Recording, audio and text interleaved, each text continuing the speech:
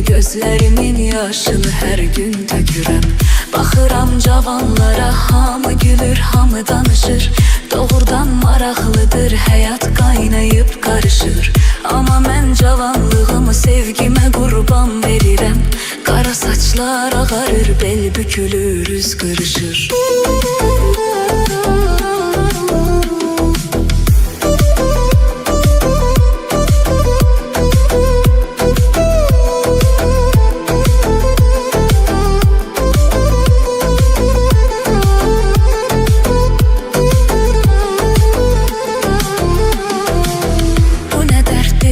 Müsibət nə bəladır çəkirəm.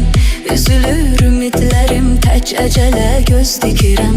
Bizim eşq bağçamızın gülləri soldu əbədi. Açmayır gözlərimin yaşını hər gün tökürəm. Baxıram cavanlara, hamı gülür, hamı danışır. Doğrudan maraqlıdır, həyat qaynayıb qarışır. Amma mən cavanlığımı sevgimə qurban verirəm. Qara saçlar ağarır, bel bükülür, üz qırışır.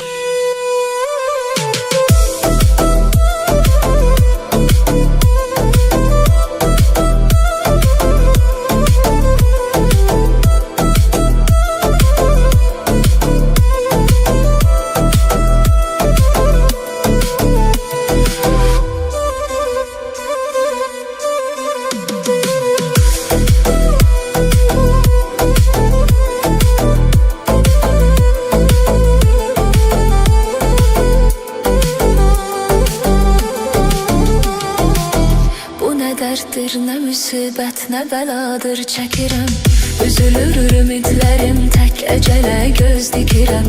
Bizim eşq bağçamızın gülləri soldu əbədi. Açmayır gözlərimin yaşını hər gün tökürəm. Baxıram cavanlara, hamı gülür, hamı danışır. Doğrudan maraqlıdır, həyat qaynayıb qarışır. Amma mən cavanlığımı sevgimə qurban verirəm. Qara saçlar ağarır, bel bükülür, üz qırışır.